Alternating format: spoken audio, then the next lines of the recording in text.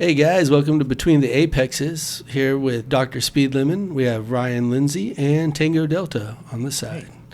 And we're going to discuss MotoGP, everyone's favorite subject. Just want to say that Argentina's race was awesome. Really happy for the VR46 Academy boys. Bezzecchi was out of this world great. Second in the sprints, first in the race. He really, really did great. I'm really happy for him. I'm sad for Pecco, but those things happen. What do you guys think of the race? Man, I loved it. There was seeing Bezzecchi just take off from the line was just amazing through the first corner and just kind of kept that speed going. It was pretty amazing. I thought, to me, Zarco had a fantastic ride. Like, kind of chilling back most of the race and dropping back a couple of spots, and then the last 7 laps he just kind of pushed forward. He got the heat in his tires and came out second. I was like, whew, where'd that come from? But Zarco's always kind of impressed me in those kind of instances before. So sure. Yeah, I thought Bezzecchi was awesome. I mean, that guy got out in front and stayed in front, and it's the first time that VR46 has had somebody that's up there. And so I'm curious to see. Last season he looked like he was good, but this season he looks dominant. So I'm really curious to see how he does. Yeah. For sure. Yeah, you mentioned Zarco coming back late in the race. I have a theory on that. A lot of the guys that were in front of him were bigger guys, heavier guys. And I know those rain tires, they kind of degrade as the race goes on. They get hot. It did maintain wet, so that helped. But Zarco's a little guy. He's lightweight. He doesn't stress out the tires as much as some of the bigger guys. Yeah. That's personally what I thought. I mean, they interviewed Zarco on it, and he didn't really have too much insight, but that's what I would think. Yeah. I mean, he said he just felt the filling lock or like better in the second half of that race, and he just like, let's go with it. Also on top of that, he had a really, catching up to Alex Marquez. Alex Marquez was great in the rain. He's always has done great in the rain, and it was cool to see him. I'm happy to see where he progresses with Ducati, because it seems like seeing that smile back on his face is kind of and a massive cool. jump. Yeah. I mean, he went from being like nowhere to all of a sudden a competitor to where you're actually watching him going like, oh my gosh, like Alex Marquez might actually be up there and win something, which is super cool to see. And did you know that last race, isn't that the one that was all satellite teams? Like, it was all 3 satellite teams that were up there, which is wild. All 3 Ducati too. Yeah, all 3 Ducatis. Those are championship proven bikes, all 3 of those. So they got the power. For sure. And Alex Marquez, he's Mr. Consistency. I expect to see him at the sharp end of the stick. He said in one of his interviews he puts the same effort into the Ducati that he does into the Honda, except in the Honda he's battling for like 15th, 16th place, and the Ducati he's battling for a podium. Yeah. So I mean that just tells you side by side comparison where that Ducati is with the other bikes, and a lot of that has to do with the fact that they have 8 bikes on the grid. 100%. They could have one guy try out 8 different things and have one as a control bike. It's just that's what makes that team strong. But Ducati's so good at giving their satellite teams the best. You look at like other satellite teams and they don't. They're not given like when Yamaha had their satellite team, you knew they weren't going to get anything good. Just like the Hondas, they're not going to get anything good. Like Rins is going to be battling that whole time to have something decent. But you look at Ducati, and every Ducati across the board, they're going to try as hard as they can to give it everything they can. So you can't lose on a Ducati bike. They can suck so much information from just all those bikes, just trying little different nuances and stuff like that, and it's like, oh, let's go with this wing or this aero package because it's proven to give you more downforce or whatever it is. But it's still pretty impressive to see what they pull. I mean, right now Ducati's leading the pack. It used to be Japanese, and here we are turning a leaf, and it's now Ducati, all Italian. Oh yeah, it's pretty impressive. Yeah, and then I know they gave Alex Rins the chassis and swing arm combination that they were going to give Marquez, and he actually did all right. He came in, I think, 6th or 7th? Man, I'm pulling for Rins. Right, yeah. I want that guy to do good. I like wish Rins. That they had made him the factory instead of Mir. I know you like Mir, but I feel like that guy, if you give him a chance, he's going to crash. Like he always seems to give up afterwards. Like he crashes and he's like, Well, the way I crashed. The way I see Mir, the way he sits on that bike, he looks like Marquez. He has that You think so? face forward riding style. The way he hangs He doesn't off have of that it. fight, though. I mean, he doesn't have that aggression like Marquez has. Well, that might be a good thing. Yeah, it might be. I mean, if both of them crash at the end of the day, then it doesn't matter. But I feel like Mir, even last season, like you saw Rins pouring his heart out into that bike. And then Mir, it's like he just expected to crash. He'd be like, like when he crashed with Miller, he's like, well, I figure I either crash then or I crash like, another lap down. And you're like, how do you go out and ride like that? This is Like, true, yeah.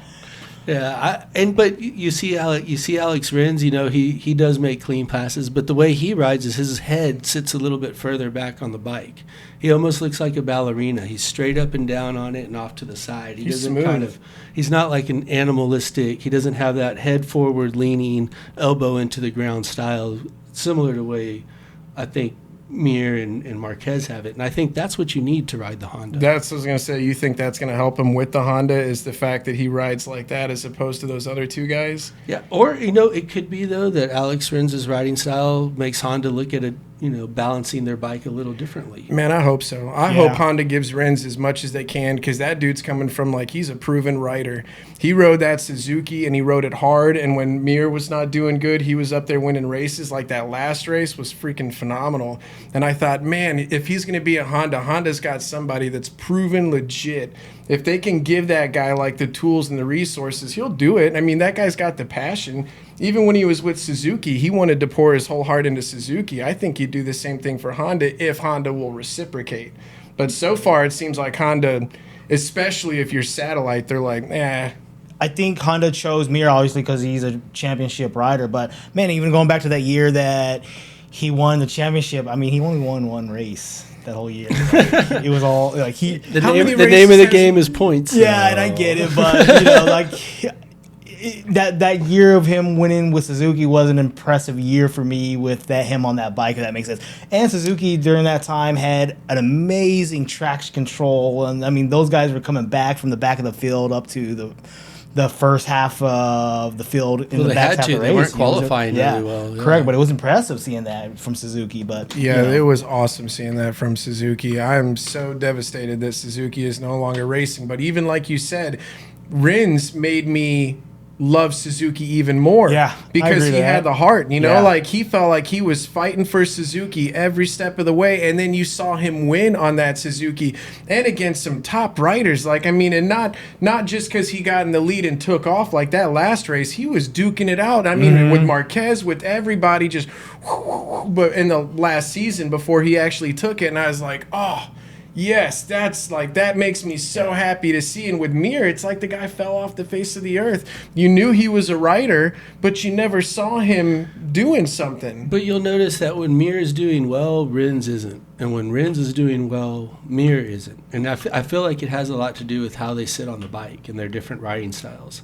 And I feel like we're also going to see something similar with Frankie Morbidelli and Fabio Quartararo, because when he's doing well, Fabio's not. How wild is that Morbidelli came out of freaking nowhere? That's a dude I had written off probably a third of the way into last season. I'm like, dude, you need to go. And then all of a sudden he's up there in the contention right now. Yeah.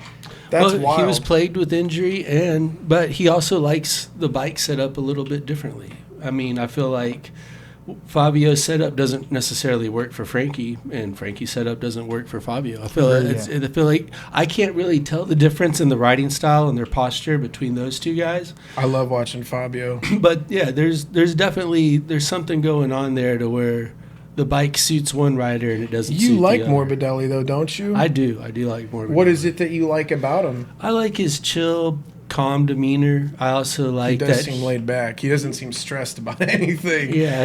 Even when he's losing, he's like, meh. He's also an academy rider. I like that, VR46? I like that Valentino took him under his wing, kind of trained him up a little bit. It just seems like a chill dude. He does. I remember watching a race, I think it was 2 years ago, and he just mopped the floor with everybody, and I thought, wow, that guy is on point. But then after that, he never seemed to really do the same thing again, and then that last season, he really fell off. But now this season, I've already been surprised this season. Like seeing people like Binder up there, seeing Morbidelli up there, Bezzecchi taking a win. Like I'm like, man, this is the whole season is nothing like I would have thought it was going to be. Speaking of Binder, I mean that guy came back from 15. I love Binder. I love Binder. When everyone says you can't pass in MotoGP, this guy gets. Lots of people have been passing though. Like people, they keep bringing that up in the races, saying that there's all the talk about not passing, but the races people are passing like crazy right now. I don't know what's different about this year versus last year because all the aero package is still there, but there's definitely more passing. For sure, yeah. Binder did phenomenal. I expected him to do a little bit better in the wet races, but he does kind of, because he fell down. That's what happened to him. But he puts it all out there. He's another kind of Marquez. He rides it on Jack the edge. Miller rider. Like they're gonna eat up the tires. They don't care. They're hungry with the throttle, and it's fun to see. For sure. I mean, Binder had that amazing race. Was it last year at Athens where it was a wet-dry race and it dried up at the last 3 or 4 laps, and everybody pitted in for their dry bikes, and Binder was out there and he was like, "I'm keeping my wet bike out," and no one knew where everybody finished, but Binder, took that chance, and he was like, "Man, I'm just staying on these wet tires, and we're gonna go through." And he won that race. It was pretty amazing to watch. Yeah, it was a great Yeah, call. I And love he's Binder. been coming up with KTM, so he's somebody kind of like an Aleix. Like he's been working with that team as that team's been getting better and better and better, and he himself is actually starting to rank up there, which is so exciting to see. And he always seems so humble. He's never out there being like he's always complimentary about the team. He's always very subdued and always positive about stuff. He's just an easy guy to get behind. Absolutely, and I think him being teammates with Jack Miller is going to really help him out a lot. I think so too. I think so. The knowledge that Jack brought from Ducati is going to help set that bike up, and Bender's going to be the direct beneficiary of that. Yeah, like you were talking last time, I believe, that he took some of the setup from what Jack Miller was doing for his bike. So he was already trying to learn from his new teammate to be like, so what do you, okay, I'll try that too and see if it's better. Absolutely, and what's rumored about those guys is they're having them back the electronic controls off. And because a lot of times that's getting in their way and slowing them down, which is interesting.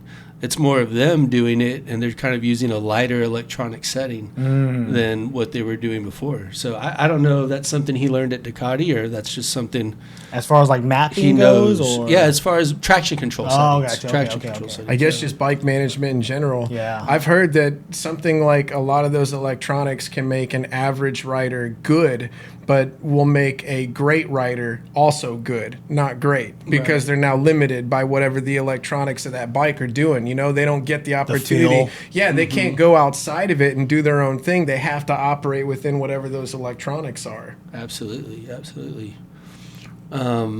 Fabio, he's mid-pack. I love Fabio. He's had some bad luck. Yeah. I thought that move Him and Nakagami did Nakagami. on was a little cheeky. But I think he's going to find his rhythm. He just needs to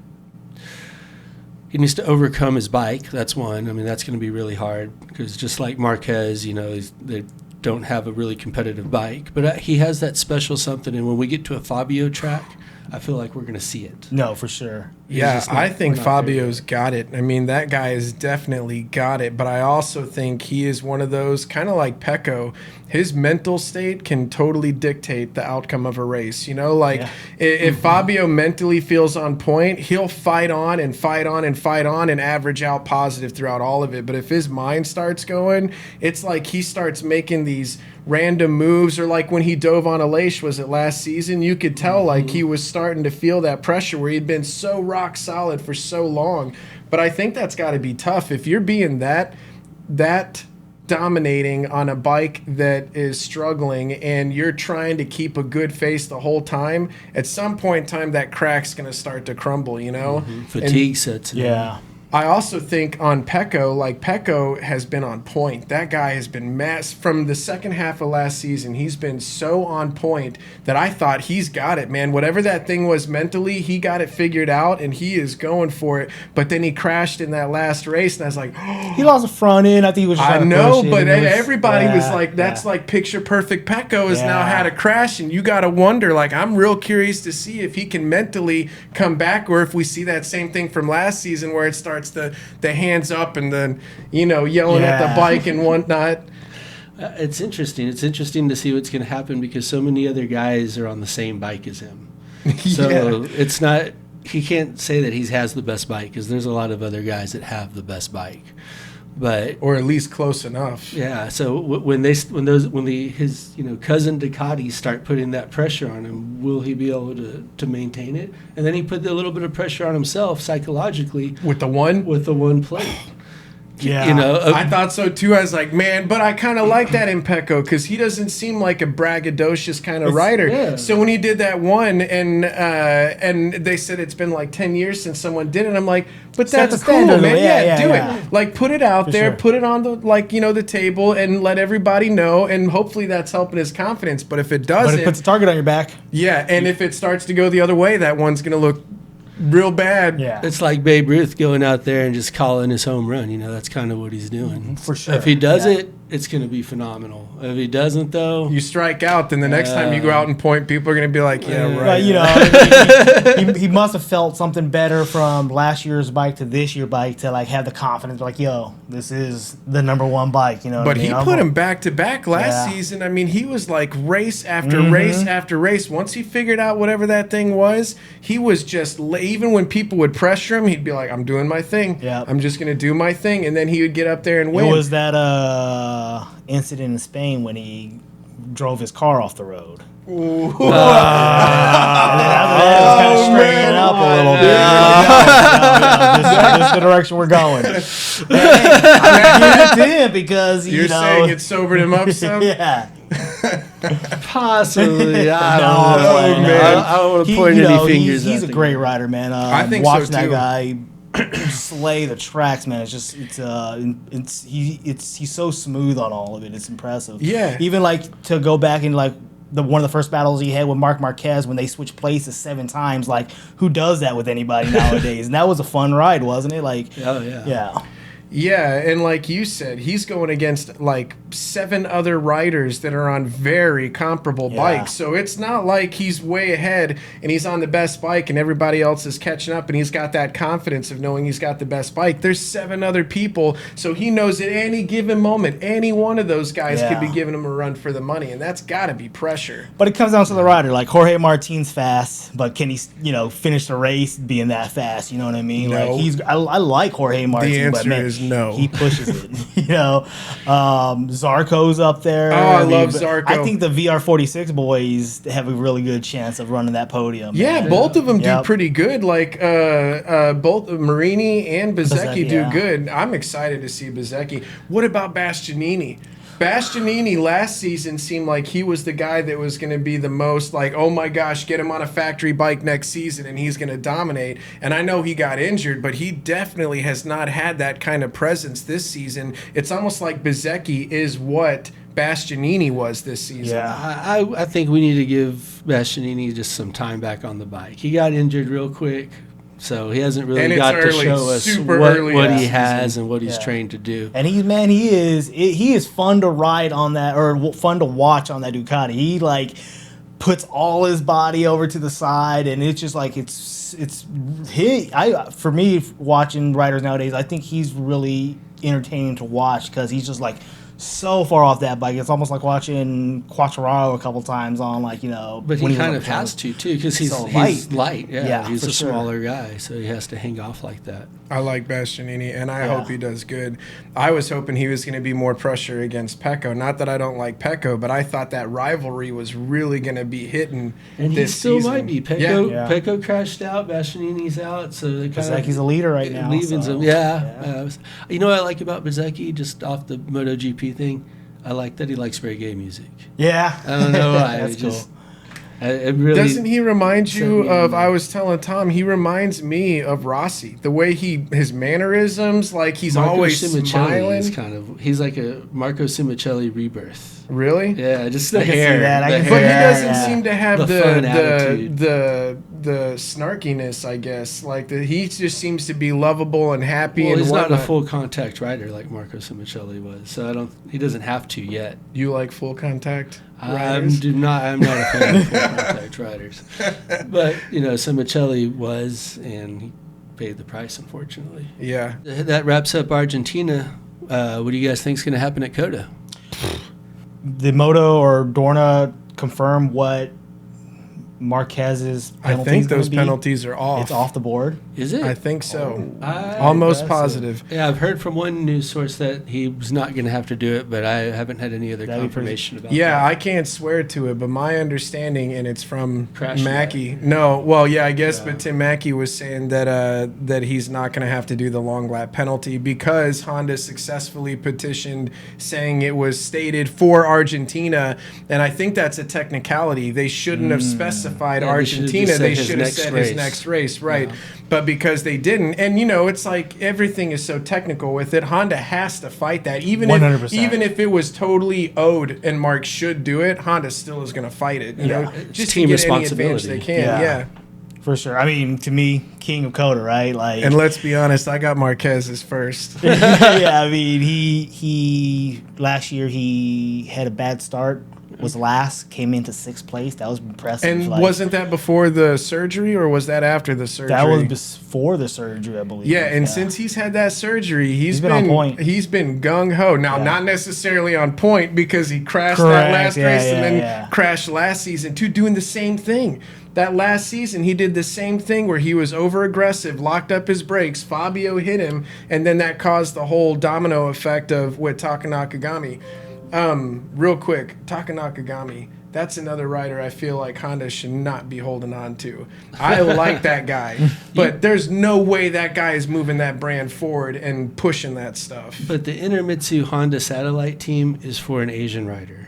Taka Nakagami is an Asian rider. Gotcha. And there's no one better? Or Guya. I don't want to slaughter his name, but One of the there's Moto2? one of the Moto2 boys are coming up. I think it's Guya. Yeah, but and they've been placing up at the front, right? Yeah, they're thinking he's gonna replace him. However, does that guy want the satellite Honda though? You know what I mean? So. that's true. Man, does anybody want the sound? I mean, do you even want Repsol at this point? It's the high side machine. Oh, man. They're like, I stay in Moto 2 and just win championships. Yeah, they're actually, people are making that just like that guy that's in, what is it? I can't remember the other one. The Raz Gatliugi. Yeah, I don't You know who I'm talking? But that guy's on Yamaha, and he does awesome. But he's like, I'm not going to go to MotoGP and be on a satellite team, like, and be a Yamaha satellite team. If I'm factory, I'll do it. And so I could see those guys from Moto2. They're like, I'm winning championships. I'm not going to go on that and not win guaranteed not win championships. Yeah, right now the European bikes are the bike to be on, and Aprilia, KTM, or Ducati. Agreed on the that. Japanese bikes are just kind of lagging behind. So, what do you think are your other the podium positions? 1, 2, and 3. 1, 2, 3. If Marquez doesn't have to serve a double. If long Marquez lap. doesn't have to serve, I'm taking Marquez 1. Yes. I'm taking. I like Bezzecchi, and I also like Zarco. I think Zarco. I can't remember how he does on left-handed tracks here, but I think he always has a chance to pull things out, and he does races very well. So yeah, that's mine. What do you think, Ryan? Marquez for first. If Pecco is mentally on point, I think he could easily be second.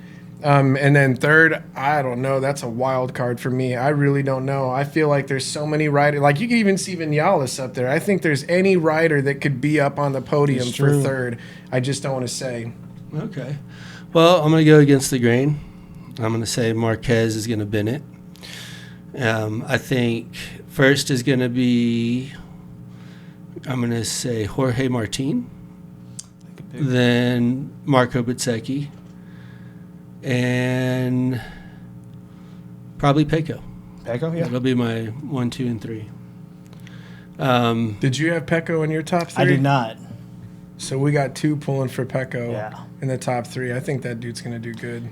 Yeah. If everything goes right, like you said, I think there's no reason why he shouldn't be battling for front. If he can keep his mind in the game, he's always in the front, and fighting for the front. So I feel like he would be too.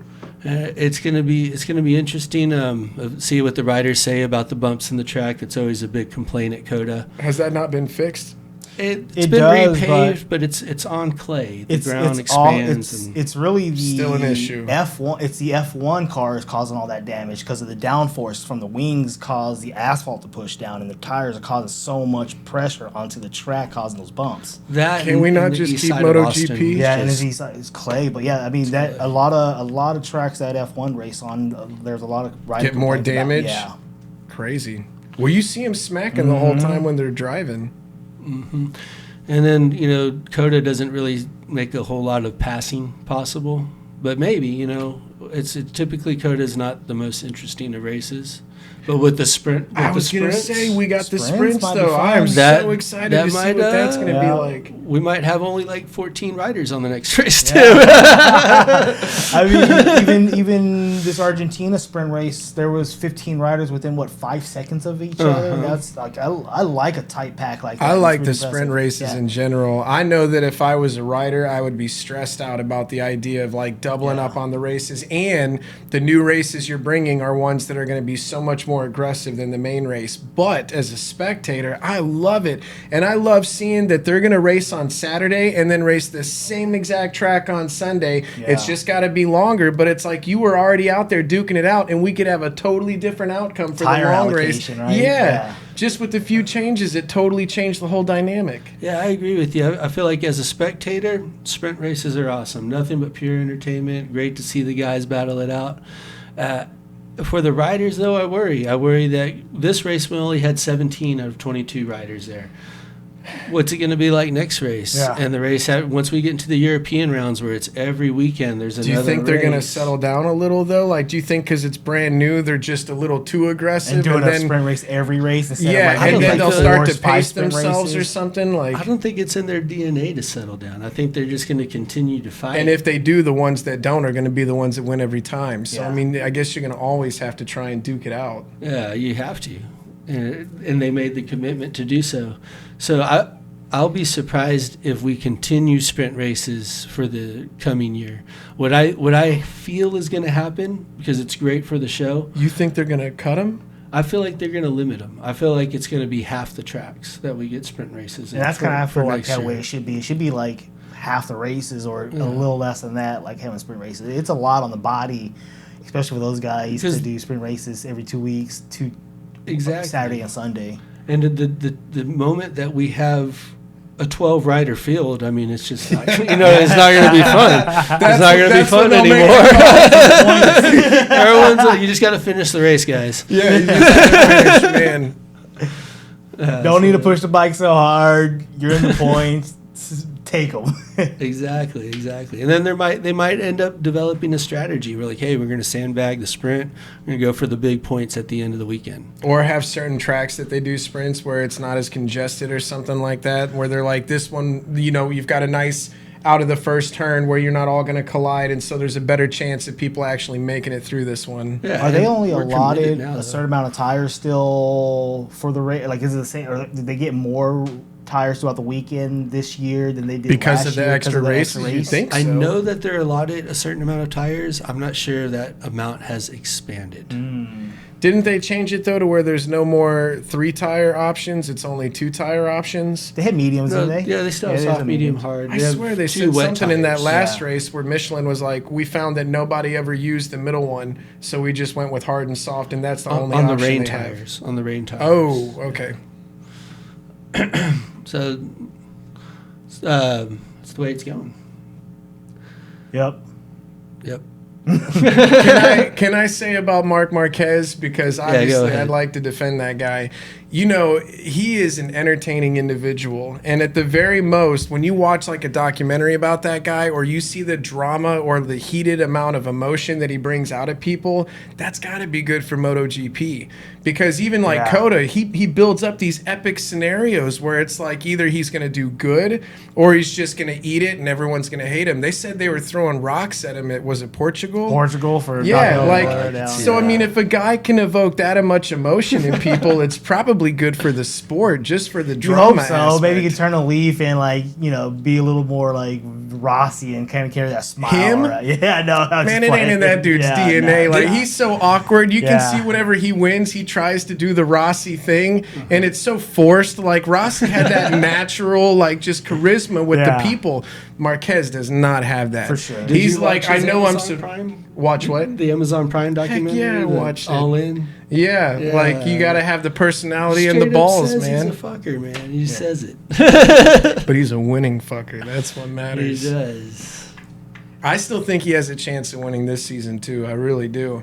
He seems like he was so depressed, and then he could taste that victory for just a little bit, and all of a sudden his mind went, "Oh my God, I can do this." And now he's a little bit too aggressive, but it's because he's coming back from thinking it was over, and then thought like, "Oh, I can do it."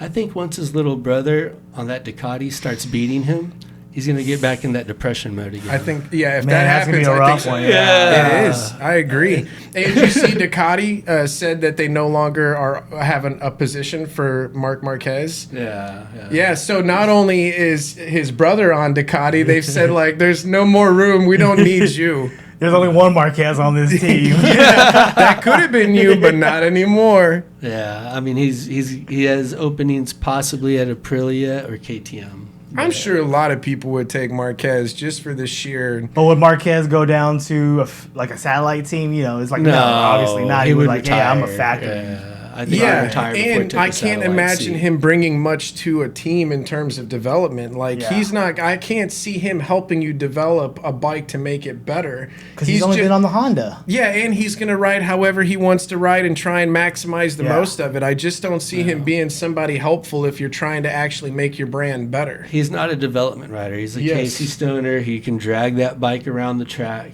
You need picky, whiny people like Maverick or Lacius. They make good development riders or Jorge Lorenzo. Dovey. Yeah, they want it to be perfect, and they can articulate what they need to make it perfect. Ooh, I don't know. It would be so hard to be on a team with a Lace. If Lace doesn't do good, he starts blaming everybody. Or he blames the bike. He blames the crew. He blames everything. But he's talking. He's communicating, and he's expressing his dissatisfaction in one particular aspect of the bike. Yeah, that's true. It was like, and Casey Stoner, he comes in, he's like, it's unrideable. I can't. I don't know. Figure it out. I can't drift it around the corner like I did last time. You know, I don't. But that's what he's doing. He's forcing that bike to do something it probably shouldn't. Yeah, as opposed to trying to adapt the bike to make it better. Yeah, man, and that's where Ducati has totally dominated. And I don't know how they work with all their satellite teams. I don't know how much feedback you're allowed to give or how much you can dictate as like one of the satellite riders with Ducati. Well, the factory team gets everyone else's information. Like do you think Zarco? I mean, how much do you think, say, Zarco has leeway to try and develop his own bike that he's riding? Because it feels like Ducati's kind of like, we have a way we do it, and we don't really tailor to riders. Yeah. Zarco's role is more of a test rider. He tests out the parts that Ducati has him test out, and then he gives feedback as to whether they're going to put that on Pecco's bike or not. I think Zarco could be with Ducati for a long time because that dude still pulls out incredible races, but it's like he's so consistent and reliable, and he's satellite. You could just have that guy for the next 10 years just giving you like constant feedback on that bike. Yeah, he's another great development rider. All right, guys, that concludes our MotoGP Between the Apex me too podcast. Thank you guys for joining. Absolutely. Stay tuned.